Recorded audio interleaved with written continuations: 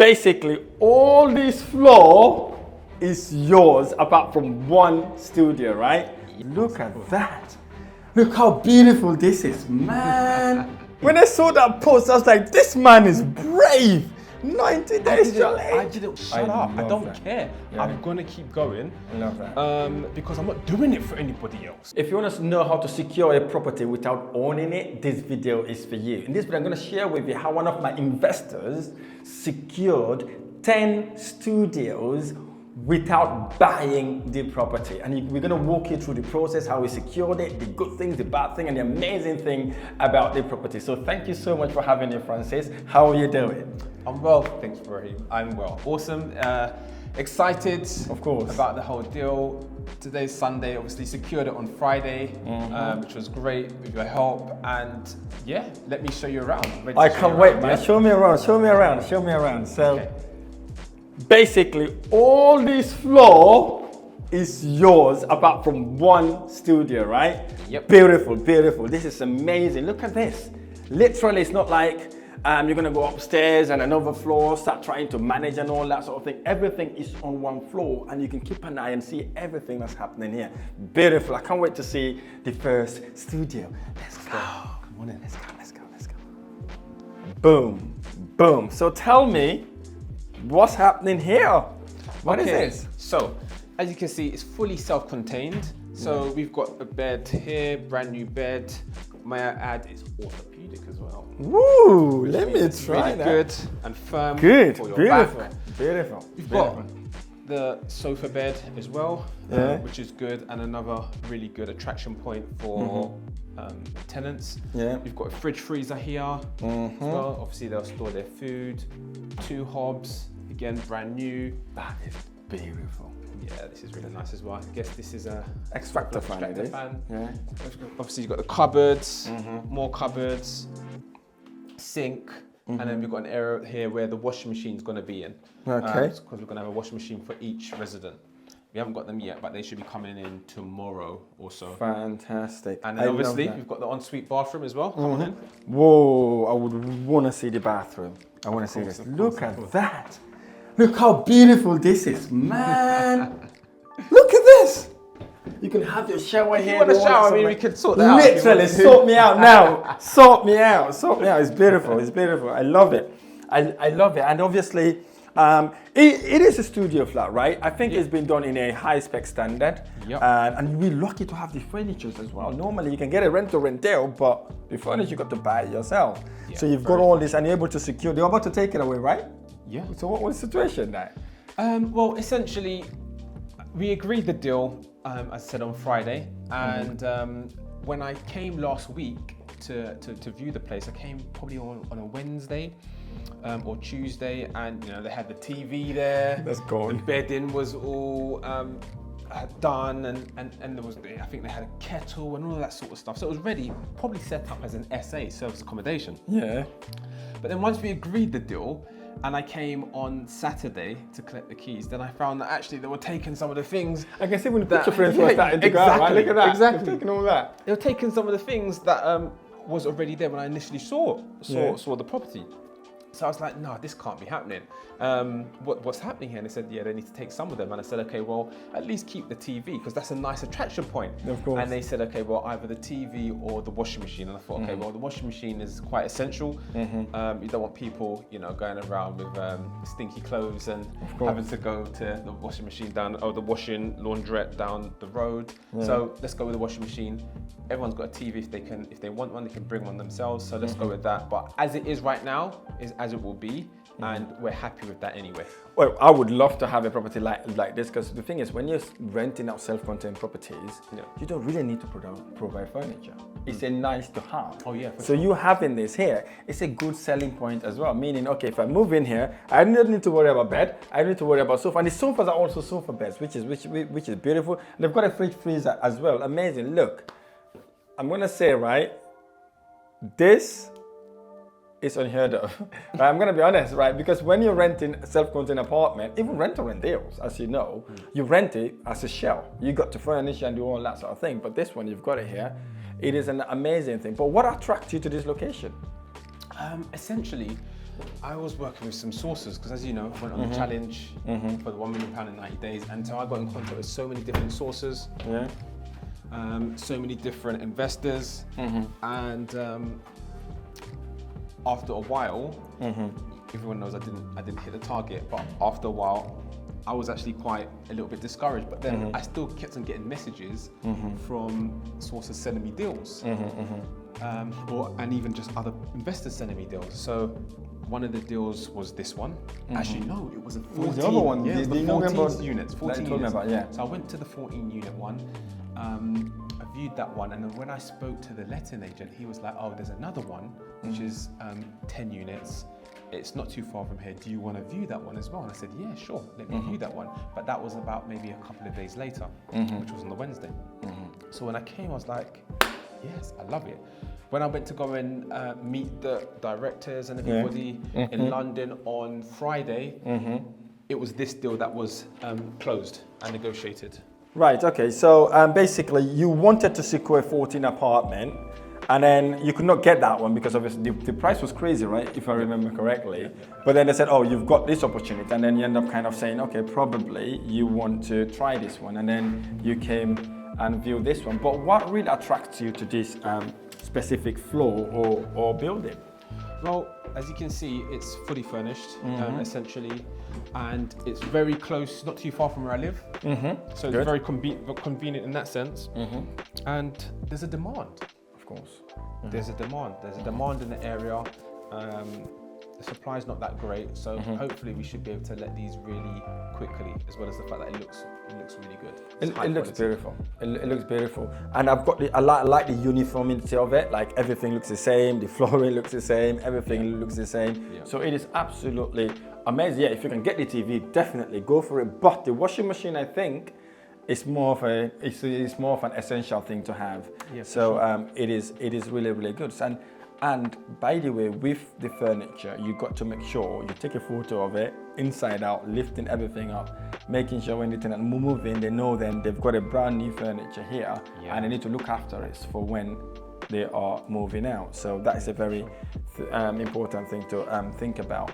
And what else also I thought about is before they move in, it's important for you to check that all the things in here are working.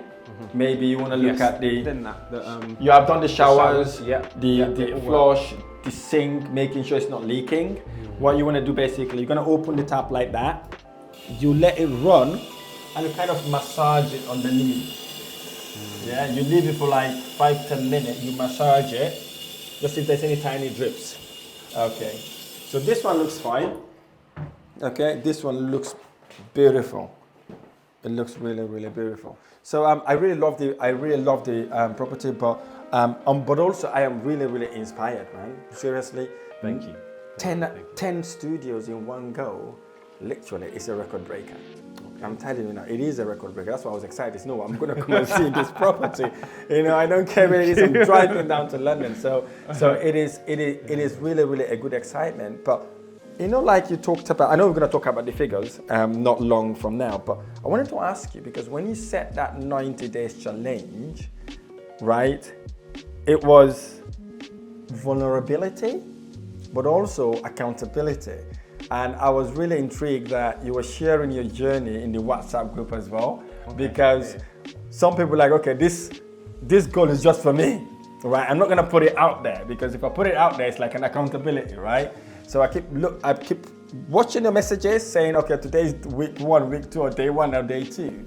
But what really made you to do that? Because not everybody would kind of go out there and tell people about their goals or dreams, because they don't want to feel like, oh, they failed and then they're going to let themselves down. Yeah, I guess I'm at that stage where, number one, I think, you know, you're an inspiration. Yeah, thank you. You're an inspiration yourself. Thank you. Yeah, for sure. And I guess right about now, I think, you know, it's important to think big. I've been in the business for about, you know, 4 years now, in terms of had the company, but been in the industry for a long time, at least a couple of decades. Yeah. But then, you know, if people can be in this business for years and still be doing the same thing and not really making much progress.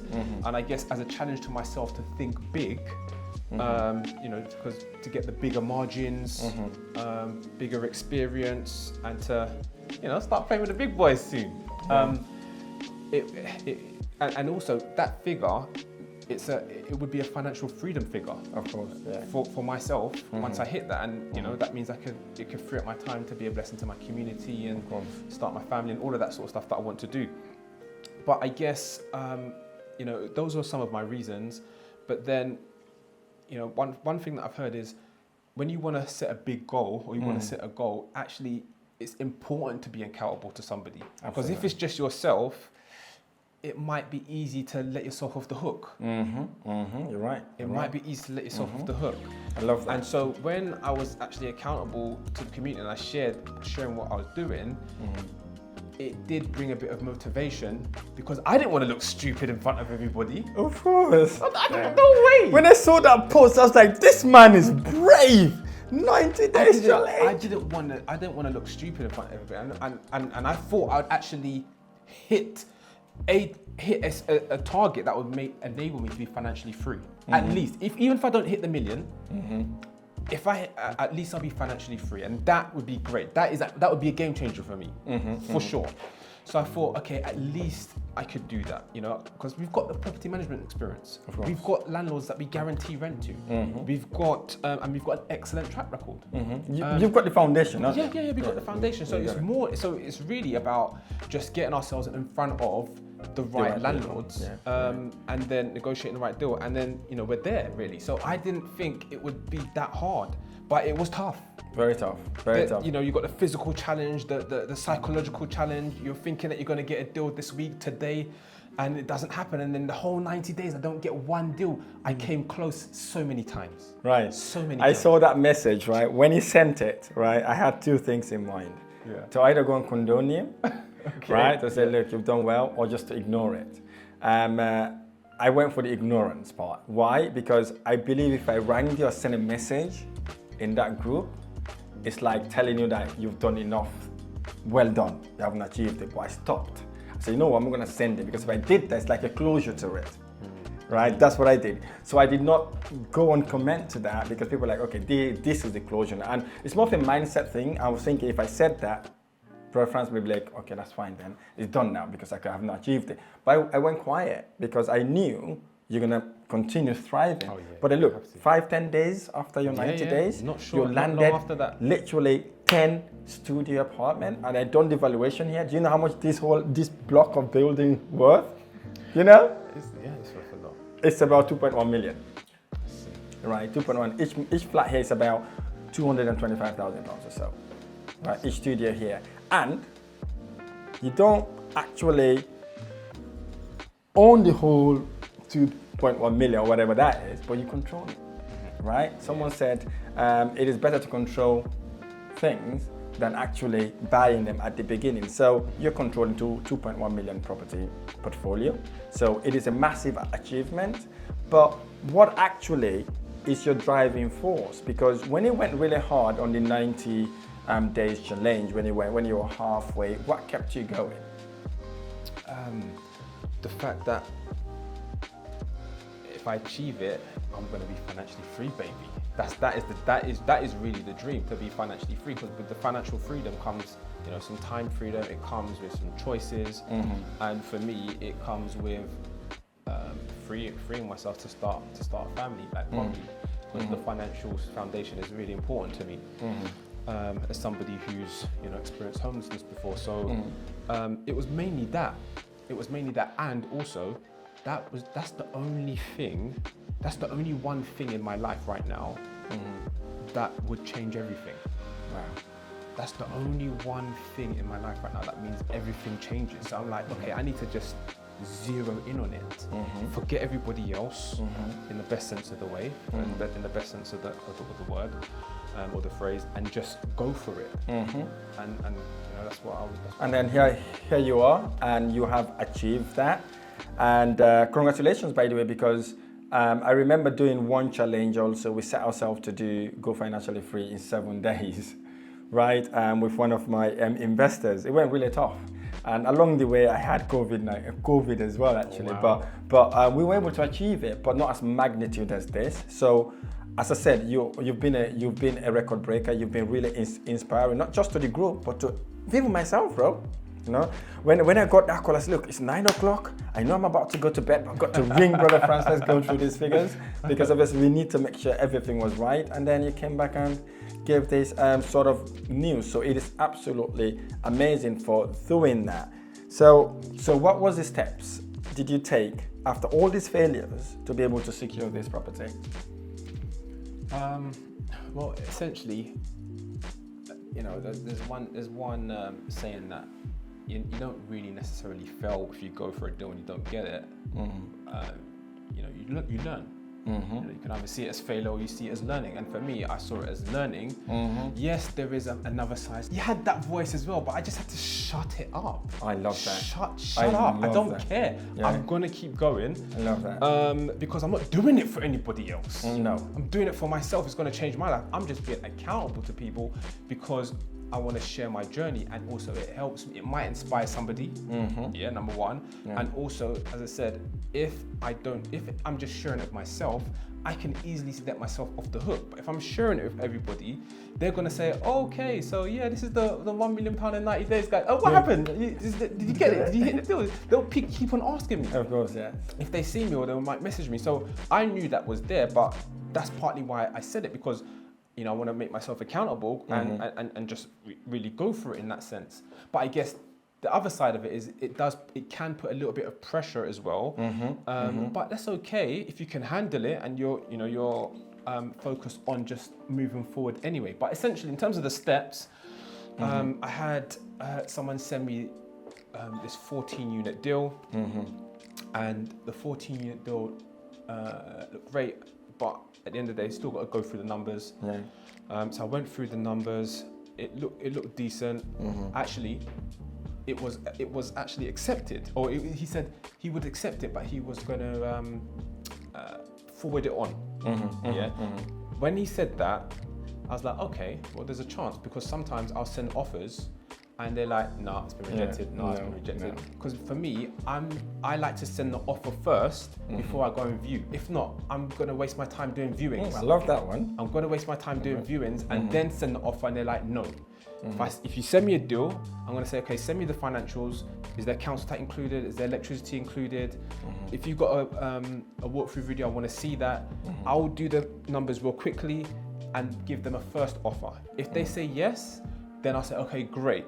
This is this potential that it can work. Then I'm going to view, because then I know that my time's going to be, it's going to be worth my while in looking at it. Because at the end of the day, it doesn't matter what the deal looks like, as you've taught all of us. It's about the financials ultimately, because you want to make sure it's profitable. Yeah. So when I went to go and see it, it looked great. I mean, obviously, it's highlighting some of the bits where it need to be fitted or fixed. And then I asked the guy, okay, well, are there any other deals that you have? Because that one was a bit more expensive. The figures were not making sense. Nah, I'm thinking, no, this is not going to work. They wanted too much for that, because they told me that it was 15 units. Yeah. And then when I went there, it was actually 14 units. Yeah. So then the offer that I had actually made, it doesn't make sense to give you 14K for 14 units. But I said, okay, it's all right. I want to go there and see the people themselves. I want to see them, because I don't want to be asking for too much stuff via messaging and talking over the phone, because I don't even know you, they don't know me, etc., etc. They might give you some right information, might give you some wrong information. But when I saw this place as well, then I was like, okay, I've got 2 properties that I've seen from the same landlord, same people, yeah, from the same company. With that, I want to get both of them, or at least one. Yeah, at least one. I like that. So I said, okay, well, let's go. Let's go. So I went out there by myself. Obviously, I tried to get in contact with yourself to let you know I was doing it, but we couldn't even contact before I went. But I went there, and it was good to go there, because I think it was the fact that we saw each other and we was able to negotiate. Just on that though, you've gone to the place, you're there. What does appearance show as well in terms of the way you appear to them, the way you dress? Does that make any impact to the actual meeting or to the way they take you being serious or not? I think it does. Yeah. I think it really does. And you know, I was dressed, had my blazer on. Yeah. Actually, had my top. No, I was going to say my tuxedo on, but no. I don't think you need to go overboard, but you do need to look smart and presentable. Okay. As a property manager, as a property business owner, dress the part. So I did that, and I went there, and because at the end of the day, I'm not trying to negotiate somebody in a way where they lose and I win. I'm about the win-win, where it's a good, agreeable partnership, because I think it's most likely that it will be a longer lasting relationship. Of course, yeah. So I shared with them my figures, how much I would be making, and I showed them the deal analyzer and everything. And for the first deal, in the end, after going back and forth, we couldn't come to any sort of agreement. But with this deal, with this property, we came to an agreement. Just a quick one on that. Sorry to cut you off. You know, when we looked at the figures, and when you called me and said, look, Rahim, I went and opened up everything to them. You were asking, is that a good thing? You said you're not sure if it's a good thing or a bad thing, right? I remember. Yeah. I mean, I asked you that because I guess, for me, I'm always about learning. I know Rahim's been in the game longer at a higher level. So for me, it's just about asking, okay, well, what are your thoughts about that? But for me, because I hadn't been with I hadn't really gone to see a company that big to speak about a 10 studio block and then a 14 studio block, I thought, okay, well, I have to just be me, myself. Absolutely. Right? And one thing about me is that I'd say I'm a man of integrity, because at the end of the day, if you're doing business with somebody, if there's no trust, you don't have a business. No, absolutely right. Yeah.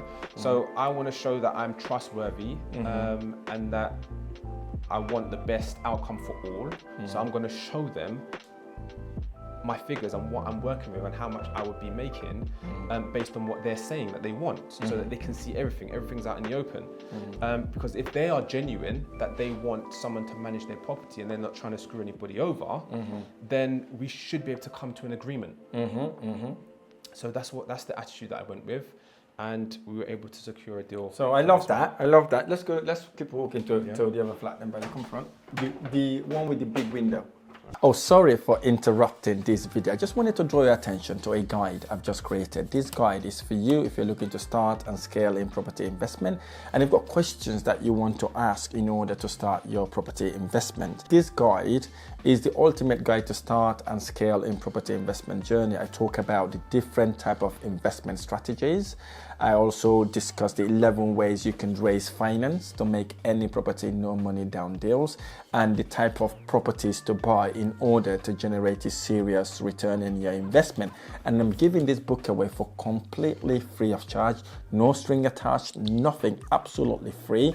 Click the link on the description of this video to get your free guide now. We've only got a limited number of these copies available as well, so click the link to get your guide now. Let's get back to our video. So yes, so obviously I do like that. I remember when you said, oh, does it mean I'm kind of being a bit, is it the right thing to do or not? But as I said, it was the right thing to do, because that's how we do our offers as well. As you know, we'll say, look, this is like what I told you about my landlords. I said, look, this is the profit I'm making. So the only way I can take this property if I can make this amount of profit, because if I don't make profit, I won't be able to pay you. So I like that vulnerability. And as I said, transparency also works, because then they will know that at least you're making money to be able to afford to pay them back. So for you to be able to do that, it's also a courage, because not everybody would want to reveal that. Hence, most people will not close deals because they're thinking that's a little bit of secret. Because when you show them what you're making, they can kind of think about themselves also, how they can adjust that figure to make it work for you.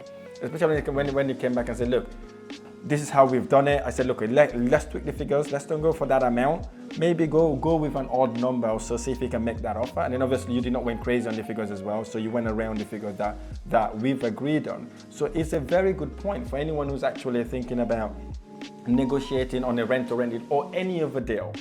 right? It's important for you to be transparent, but when you're making your offers also, it's important for you to give a reason for your offer, right? For you, then your analysis was your reason. Saying like, the reason I'm doing this amount is because this is how much it's gonna work for me. And obviously you're giving them your words, because promising someone you're gonna guarantee them their rent, you got to make sure your figures actually stack up. So doing that is absolutely amazing. So when you show them those figures, then let's talk about the numbers then, right? Yeah. So I know you had a bit of an obstacle, or maybe they're like, we don't want this. So how were you able to overcome that? So, because I think they wanted a bit more than what we've anticipated to get, right? Yeah, I think they did, but I guess I think they like me. Yeah, I think they you like are me. You are likable. Thank you. So I think they like me, and so that helped. You know, I was respectful, and address people, by their names, and give them all handshakes and all of that sort of stuff, and just show respect in that sort of sense. And I guess people will, when you're dealing with kind of like property tycoons, they can read people, generally speaking. Of course. Body language, tones, all of these sort of things, mannerisms, and that can help people to, say yes or no, like straight away. Even if they don't tell you, they'll know in their mind, is this somebody that I can work with? So I think it's that, as well as just showing them that, I want to do a deal. I want to do a deal that will be a win-win. So it's something that we'll both win. And I'm showing you my cards. I'm not trying to mess anybody up and mess about here. I'm not trying to play games. I want to come away with a deal where you're trusting me, because we're showing ourselves trustworthy. We do have landlords that we serve already. We've got excellent track record, and we can deliver. And if you've got a property that you want let, then we are the ones for you. Absolutely, I love that. Yeah, so it's really that. Okay, good. I love that transparency. Obviously, being honest as well. So let's look at the figures then. So they wanted how much did they want it at the beginning? So I think initially they wanted for this property 10K. They wanted 10K at least, or basically 1K per studio. That's what they said. They wanted about £10,000. Yeah. And then we looked at the figures and said that would be pushing our luck. I know you love the apartment. You actually loved it. I was like, Rahim, you're going to go see this apartment. These apartments are beautiful. But you can see why though, right? They are beautiful. Yeah, you're absolutely right? They are beautiful. I love it. So, and then then we did the figures, and then we agreed to a figure, and then you went in and closed it at how much? So in the end, it was closed at 940 per year. 9,400. Yeah. So altogether. £940 per studio. Yes. That then takes us to 9,400 because it's 10 units, isn't it? Yeah. So if we were to rent this property up, if it all fully let, okay, taking all our expenses, how much do you reckon we're going to be making a year, if you remember? So a year should be around 42K. 42,000. Boom! You need to see that with energy, brother. No, do you know what it is? I guess I can't believe it. Like a few days ago, you were talking about financial freedom figure, and now it's all happening. It's like, I don't give a fuck, man. It's 42,000 pounds. Do you know what it is? Yeah. I guess I know in the back of my mind that there's still work to do. Of course. I'm excited, but at the back of my mind, I'm still like, okay. Well, you got to celebrate the little wins. Oh, yeah. You got to celebrate I've been celebrating. You got to celebrate 42,000, man. Profit. You got to celebrate it, brother. So it is amazing, man. And I can't be happy enough, because I know how much you want this thing, right? Because I knew it, like, bro, France, when you rang Rahim, this is my year. You remember that? Yeah. This is my year. And I can remember vividly where I was. I was on the Prince of Wales Bridge, crossing Bristol, going to Cardiff. I remember that vividly. I was in my car. I was like, look, bro, friends, we're going to make that happen, Yeah. And then look where we are now. Absolutely amazing. So I really, really love this. So just a quick one there for the people who are contemplating about investing in property, thinking, oh, this is not for me. I need tens of thousands or maybe lots of money to start my investment journey. What advice do you have for those people? Look, I got started in property with none of my own money. I'm an example of that. You don't actually need any of your own money to start with, 100%. When people say that, you know, you can get started in property with your own money, it is actually true, because I am a testament of that. It might be your money, it does need to be somebody else's money, most likely, but in terms of rent to rent, that's a low barrier to entry. So you don't even need that much money to start, depending on the deal and depending on how many units you're starting off with. But I guess for me, the key thing I would say is get training, educate yourself. The number one person that you can invest in, or number one thing, or person that you can invest in is yourself. Absolutely. Okay. So do that, I would say, and then get started. Take action. Get a mentor, and get moving. Because property prices, they're not dropping. They're not dropping. They're only going to get more. The world's only going to get more expensive. So the quicker you get in, the quicker you can start, investing and seeing those better returns. Fantastic. All right, so how about the people that are contemplating, thinking, oh, property is not a good business, and obviously what these property gurus are claiming is not really real. So what advice do you have to those people? My best advice would be find out for yourself. Find out for yourself. The best way people lose money when they invest is when they don't know what they're doing, when they don't understand things for themselves, and they have to keep on asking this person, asking that person. It's okay to ask people, but you need to have a basic understanding for yourself to know that actually certain things work. And so my advice would be that find out for yourself. It does work. I'm in it. You know, Rahim's in it. He's making money. I'm making money for it. And go for it, because at the end of the day, if you want to live a life where your money is working harder for you than you do for money, then you have to invest. And property is one of the best asset classes to invest in. You see the asset, you can touch it. You can walk past it, you can drive past it. As I normally say, you can hug it. You can even kiss it. Let me kiss this door. You see, you can kiss it, right? Nobody's going to take it away from you, right? Exactly. And everybody needs a home. Yeah. There's always going to be homes. So it's a great asset class to invest in. Don't wait, start now, and let's get popping. I look forward to seeing you soon. Fantastic. Just a last one.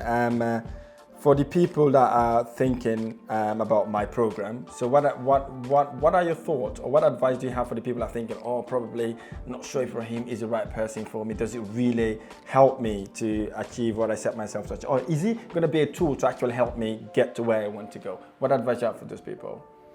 Look, Rahim has been a great support to myself, for sure. And he's very generous with his content. Prices much better than many of the other property organizations that I've come across and that I've seen. And all I can say is, because of Rahim, I am here today. Yeah, in terms of some of these deals that I've closed, he's been there helping me 100%. And I'm sure if he's helping me, he's helping other people, and he can help you too. So don't wait. Fantastic. Now, looking forward now. So what are your plans? You're not financially free. You've achieved what you set yourself to achieve. Yeah. So what do you see yourself doing in the next 3, 4, 5 years? Okay, so I'm still moving towards the £1 million goal for this year. The idea was to start it again either beginning of June or beginning of July, and go again like full throttle. Obviously, my main task right now is to get these rooms filled. Absolutely.